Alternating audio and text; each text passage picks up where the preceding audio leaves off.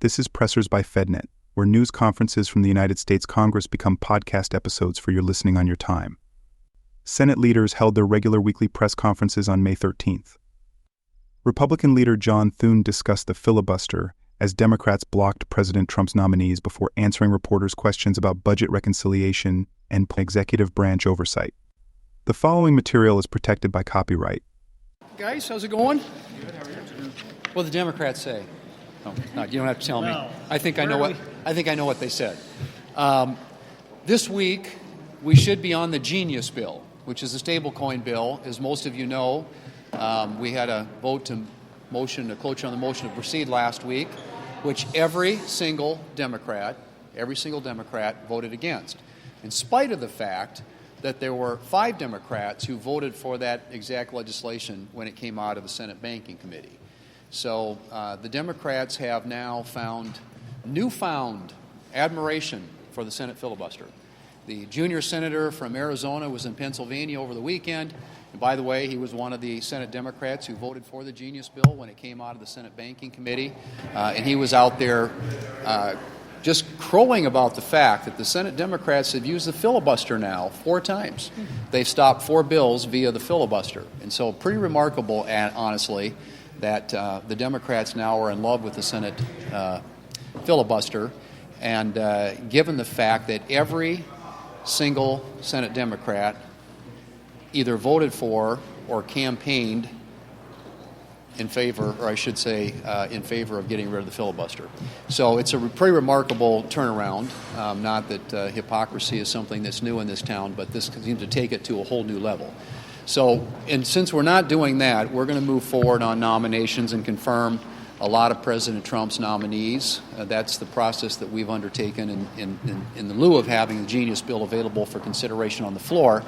And I would point out, with respect to that subject, that this is the first president that hasn't had a nominee that has been approved by voice vote or unanimous consent at this point in a Senate, going back, if you can believe this, to the Ford administration. So the Democrats have opted and chosen obstruction, they've chosen blocking, they've chosen delay as their means of kind of trying to manage the institution these days. But we're going to, in spite of that, continue to press forward.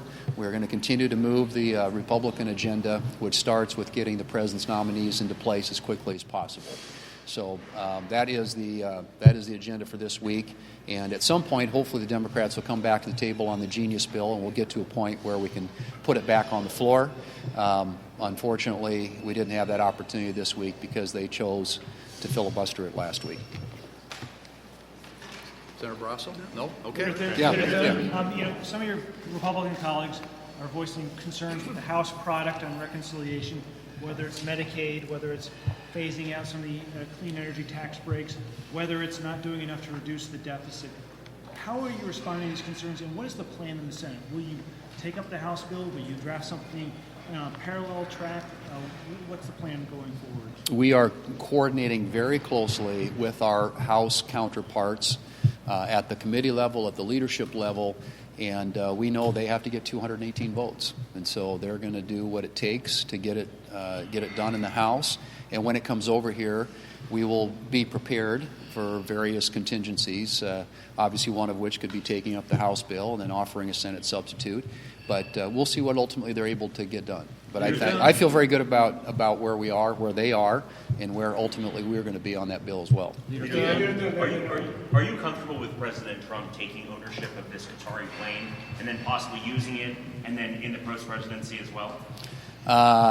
All we know about that, I think, at this point, I've said this before and I believe it's true. I don't think there's anything official out there. This is a hypothetical. And I'm sure that if and when there is, it's no longer a hypothetical. I can assure you there will be plenty of scrutiny of whatever that arrangement might look like. Are you concerned with the national security implications of that jet being given as a gift to the president? Well, again, I mean, like I said, there'll be plenty of scrutiny. There are lots of issues around that I think will attract very serious questions if and when it happens. At this point, all we've heard about is something that might be a hypothetical. Can you give me your take on these Democrats going to this ICE facility in Newark? Obviously, members under Article 1, Section 6 have, protection here to conduct oversight. But the idea that they might be arrested, they might be sanctioned, is that proper to talk about in those terms? Well, I think everybody, we're all subject to the laws of the land. And everybody has their rights under our First Amendment to express themselves, and people avail themselves of that opportunity on a daily basis in this country, but they need to do it within the confines of what's lawful. You think they went too far? Do you support President Trump's plan on prescription drugs, the executive order? Well, it's an executive order. My guess is that it'll be the subject of probably multiple lawsuits, and I think the courts will probably have something to say about it. But all I've said before, and I don't think there's anything new in this proposal, as in many of the other proposals the president has made. This is something he passionately believes in. It's something he's talked about for a long time. And so he's trying through executive order to make some headway on lowering the drug prices for people in this country, particularly seniors. And again, we'll see how it plays out. But I'm quite certain that there will be lots more to say about that, because I suspect that it's going to be the subject of litigation for some time. Thank you all. Thanks. Democratic leader Chuck Schumer was joined by colleagues from Oregon, New Hampshire, and Vermont. They discussed Qatar gifting President Trump and airplane and healthcare reforms Republicans plan under budget reconciliation. Schumer then took questions. Good afternoon, everybody, and thanks for being here. Special thanks to Senators Wyden, Hassan, Welch for joining us. Now, this weekend, we got news that President Trump will be accepting almost $500 million jet from the Qatari government. This just isn't naked corruption. It's also a national security threat. Donald Trump isn't just blurring the lines between public service and personal profit. He's erasing it. That's not just speculation. In fact, it's backed by overwhelming evidence. He is jeopardizing America's national security to line his own pockets. That's why this morning I announced I will be placing a hold on all political DOJ nominees until we get more answers on this so-called deal. Until we learn the truth about this deal, I will do my part to block the galling and truly breathtaking politicization of DOJ. We've never seen anything like it. In other heinous news for Americans this weekend, the House Republicans unveiled their plan for the largest cut to Medicaid in American history. The largest cut to Medicaid in American history. 14 million Americans, at least 14 million, would be ripped off of their health insurance under this proposal. Why? Tax breaks for billionaires. It's appalling. To take people's health care away, to make them sicker. To give tax breaks to billionaires is just appalling. It's not what America wants, and it's not what America needs. Not only will millions of Americans lose coverage, for many others, their premiums will skyrocket. Talk about lowering costs. This ain't a way to do it, that's for sure. And hospitals, rural, urban, and in between, will close.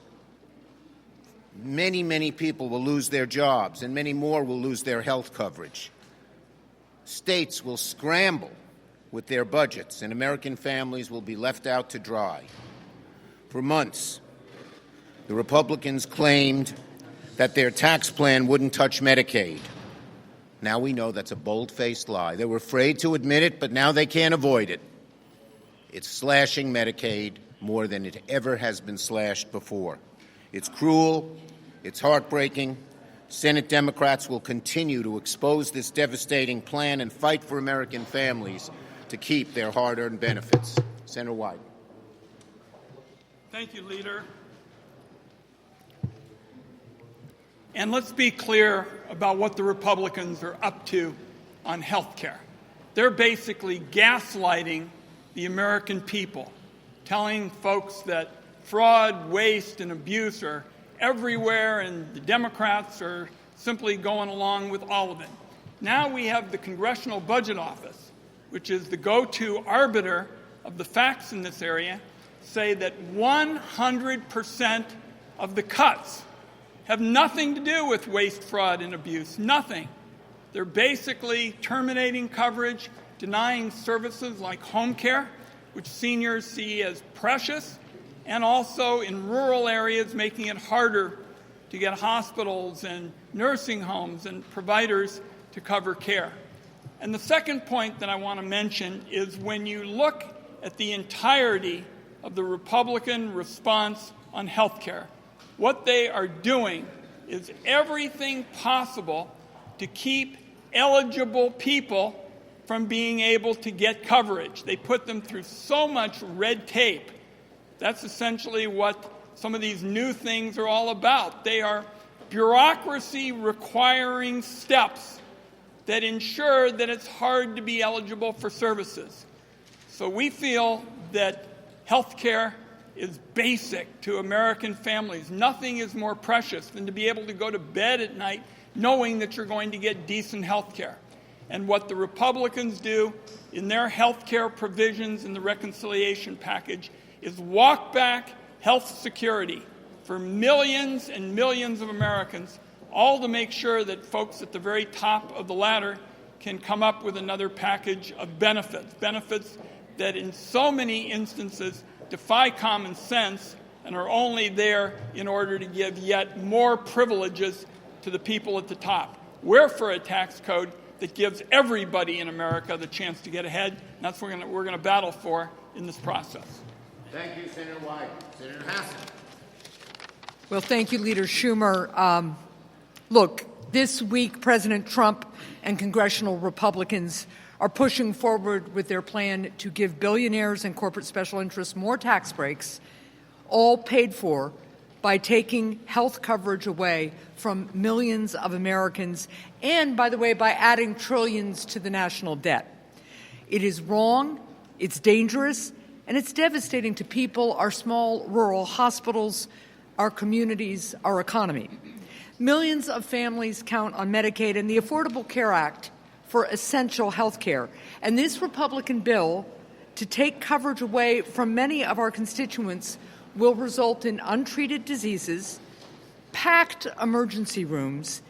If you think wait times are long at emergency rooms now, they will get worse, and even higher prescription drug prices, because this bill exempts more drug products from negotiation with Medicare. When I was governor of New Hampshire, we expanded Medicaid with Republican support because even though we didn't agree on everything, we understood that we're all better off when people are healthy.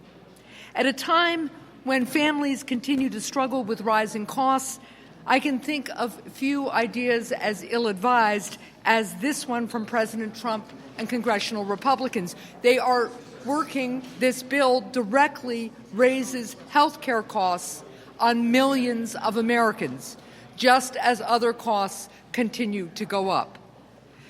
But this proposal to take Medicaid coverage away from people doesn't just put the families who are going to lose coverage at risk. No, this proposal threatens our entire health care system. Health care providers all across the country, especially rural doctors and hospitals, are only able to keep their doors open because of the care that they provide to patients who have Medicaid and Medicare coverage. If millions of people can no longer afford to go to the doctor and get the care that they need, many of these facilities will have no choice but to shut down altogether. And when people have their insurance taken away, they end up getting their care in emergency rooms when their condition is acute. This drives up waiting times, costs, and look, it will drive up insurance premiums even on the private health insurance market for everyone. The bottom line here is clear.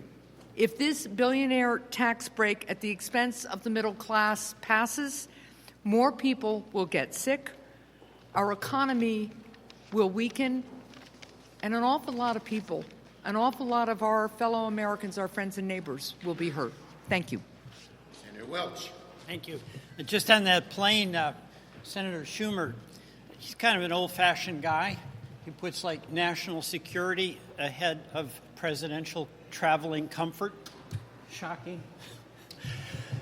You know, we're at crunch time here, and there's a lot of suffering and anxiety throughout the country, especially folks who are struggling week to week, month to month to pay their bills.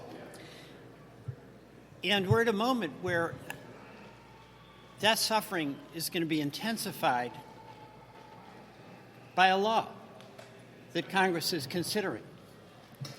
Folks need health care. And folks need it in red states and they need it in blue states.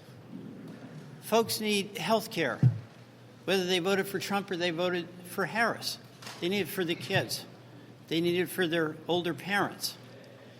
And we are on the cusp of voting on a bill that makes it legal to boot seniors out of nursing homes, that makes it legal to deny disabled kids Medicaid, that makes it legal to move to a different topic, to take $2 for a meal that's provided by SNAP off the table. This is what we're actually considering, to make it legal to take away health care for kids and for seniors.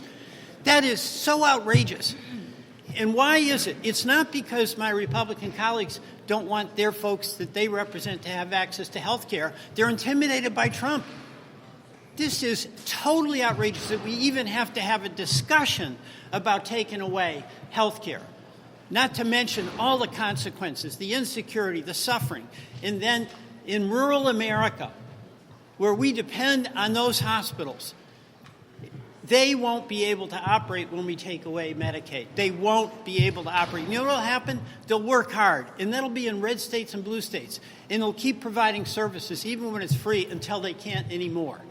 And it's an absolute disgrace that this Congress is even having a discussion about taking away health care from children, from seniors, from disabled people. We don't need to do it. And in the version of fiscal responsibility that the Republicans have to pay for this tax cut that largely goes to billionaires and to very wealthy people. And by the way, in Vermont, when I walk around, people are not saying, Peter, where's my tax cut?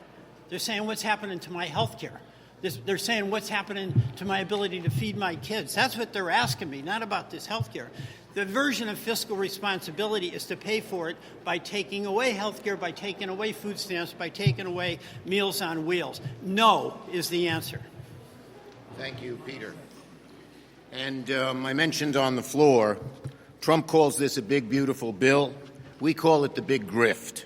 Greedy Republicans in favor of tycoons. Questions? Yes. Do you believe David Hogg should remain the vice chair of the DNC? Up to the DNC. Yes. What do you make of threats to potentially sanction these Democratic members who went to the ICE facility, even threats from the Trump administration maybe to arrest them? We see a resolution now to maybe toss them from their committees? Look, the right of peaceful protest is sacrosanct in America. The Trump administration and often its Justice Department doesn't seem to believe in it. Was that yes, peaceful? Yes. On the DOJ nominee vote, is there anything specific the DOJ would want to hear that would make you comfortable with this plain deal, or are you on the floor today and in a letter we will be sending, we ask a whole lot of questions, a lot of serious answers. National security threats. You're going to take a plane from another country? And Air Force One is the most complicated piece of aircraft in the world. It needs so much, so much goes into it, a lot of which is classified. We got a lot of questions. Yes. No. Yup. This person. Okay, you get him, Manu. I thought his hand was up. You said in June of last year, in my meetings with President Biden, I found him to be in command and impressive and wielding influence to make progress on key priorities. But in that same month, Biden apparently did not even recognize George Clooney at a fundraiser. Were you being straight with the American public? Look, we're just looking forward. Yes. What's your reaction to President Trump's proposal to direct HHS and CMS to negotiate lower drug prices so they match what other countries are Yeah, paying? it's very much the same as what he said in 2020. It's all talk, no action. In 2020, he didn't get the results, and I doubt he's going to get them now. A lot of talk, a lot of hype, no action. Thank you, everybody. Thanks for listening. Subscribe and tell your friends about us. This program is copyrighted by Federal Network, Incorporated, and provided only for informational and educational purposes. Unauthorized reproduction, distribution, or use of this episode without expressed written permission from FedNet is prohibited.